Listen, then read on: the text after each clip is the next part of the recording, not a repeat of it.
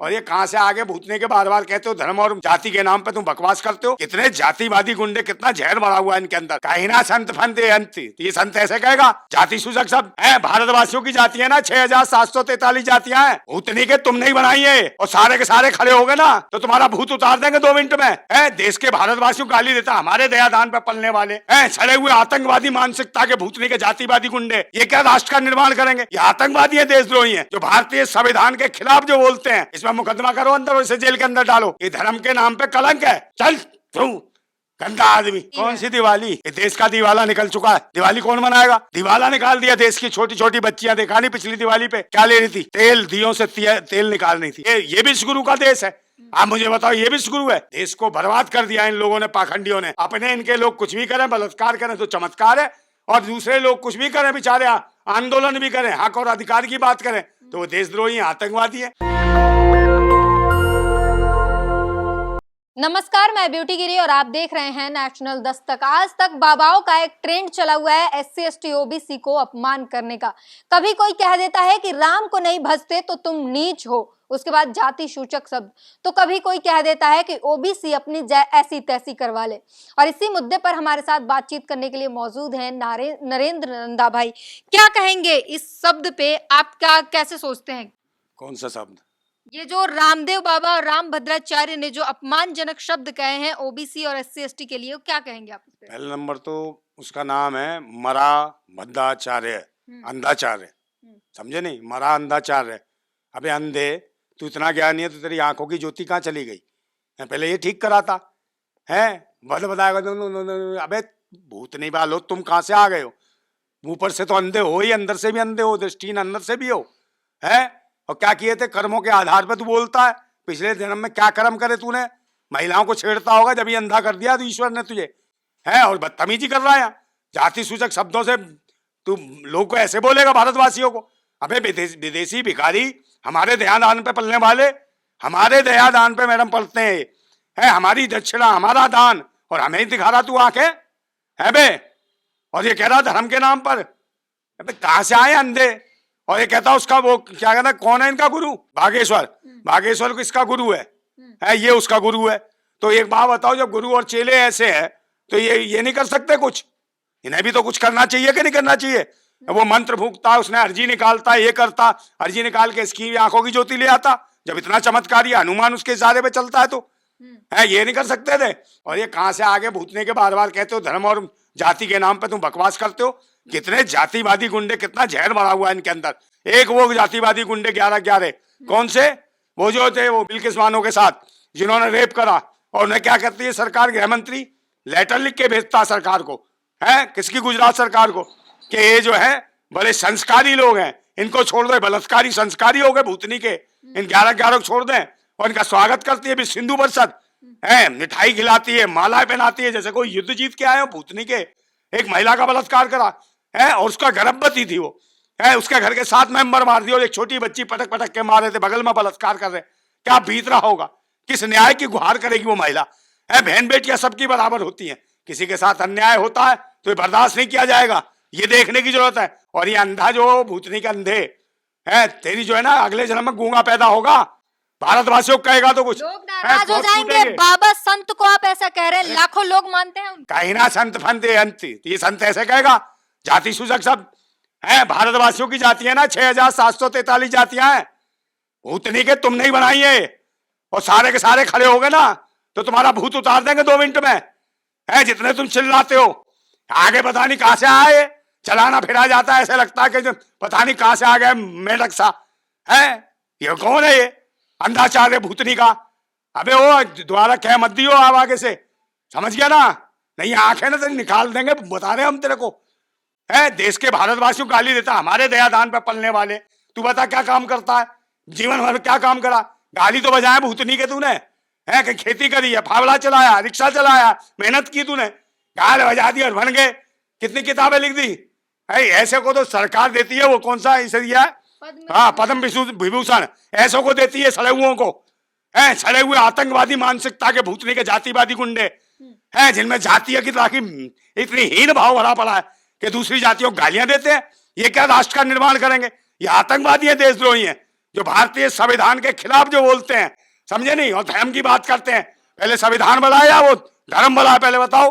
भारतीय संविधान, देश चलता संविधान से। तो वो भी मानते हैं कि पहले भारत है, वो भी मानते हैं पहले संविधान है। हाँ तो संविधान है, संविधान में नहीं लिखा किसी पे जाति सूचक शब्द का होगा तो कहाँ जाएगा वो आदमी जाति सूचक शब्दों पे? उसमें एसटी वो एसटी नहीं लगा, इसमें मुकदमा करो अंदर और इसे जेल के अंदर डालो दलाल को, समझे नहीं, ऐसे पाखंडी को।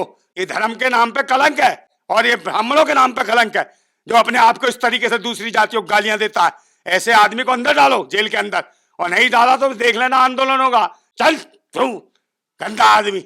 हम ऐसे लोगों को तो समझते ही नहीं है कुछ भी, जो धर्म और मजहब के नाम पे इंसानों को छोटा बड़ा करके बताते हैं। गाय गोबर गंगा के नाम पे लोगों को ये भड़कलाते हैं।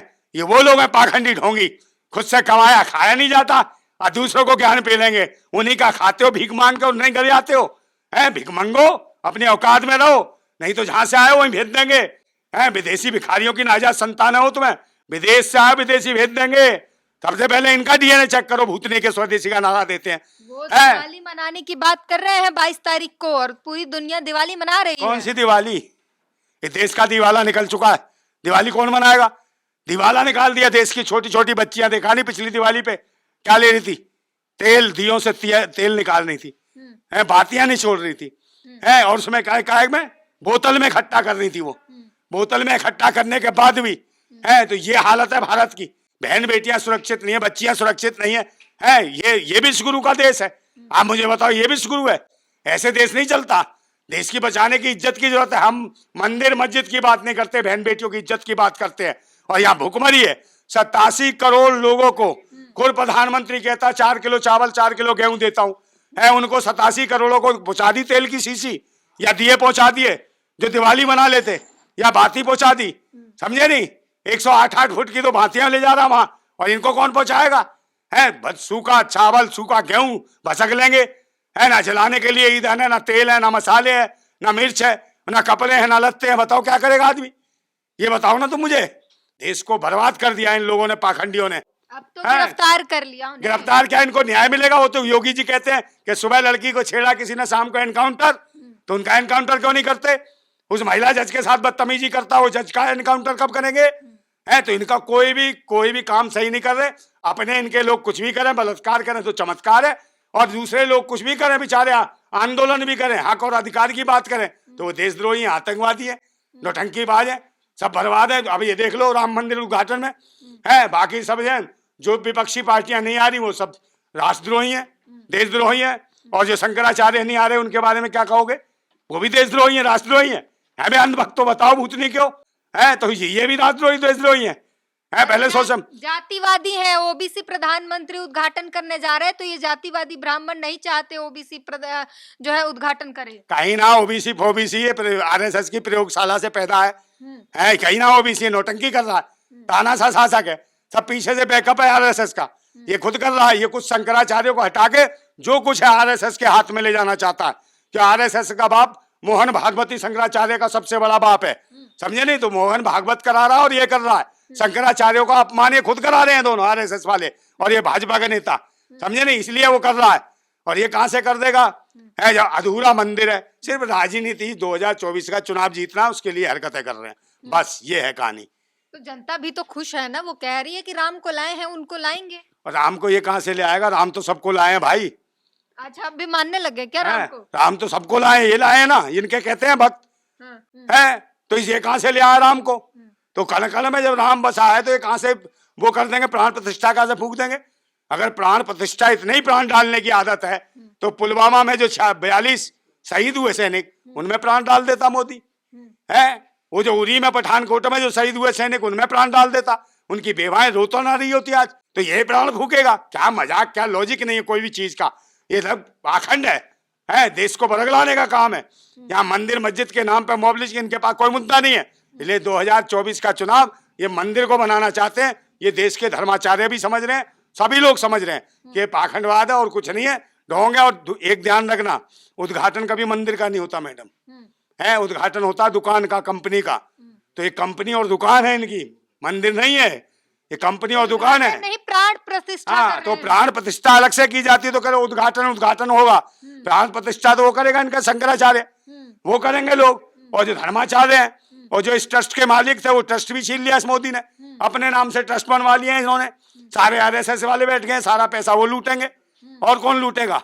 समझे नहीं? ये लोग हैं, अपने अंडर में सारा कुछ ले लेंगे, और देशवासियों को इतने सालों से लूट लूट के खा रहे हैं, दान और दया के नाम पे ये लूट रहे हैं देश को। और वही जातिवादी गुंडे फिर गालियां देते हैं, वही उन्हें कहते हैं छोटा, नीच कहते हैं। और फिर ने दिखाया नहीं अभी इसने, जो ये बोल रहा था हमारा भद्दाचार्य है, अंधाचार्य भूतनी का। और तेरा चेला तो बहुत मशहूर है बागेश्वर है, वो पर्ची खोलता है, हनुमान को बुलाता है, बुला चमत्कारी को, और आंखें दृष्टि दिव्य ज्योति ले ले, नहीं ली जाती। समझे? तो ऐसे पाखंडी ढोंगियों की कोई जरूरत नहीं है भारत में। देश चलता है भारत के। दिव्य ज्योति है तो उनके पास, तभी तो सब कुछ वेद ग्रंथ सब पढ़ लिया है, बाहर की ज्योति नहीं वेद है। ग्रंथ क्या था? पढ़ गया, बेशरम है, हाँ। नकारा है, निकम्मा है, जो देश के संविधान को नहीं मानता, देश के संविधान का विरोध कर रहा है, गालियां दे रहा है जातियों के नाम से, इतना बुरा बुरा कर रहा है। ऐसे लोगों को तो जेल में डाल दो सड़ने के लिए, और इनका पद्म विभूषण वापस छीन लो इनका। समझे? पद्म विभूषण को भी गंदा कर दिया इस आदमी ने। ऐसे तुच्छ मानसिकता के आदमी को जेल में डाल देना चाहिए। भारत जिंदाबाद था, जिंदाबाद है, और जिंदाबाद रहेगा। जिंदाबाद भारत।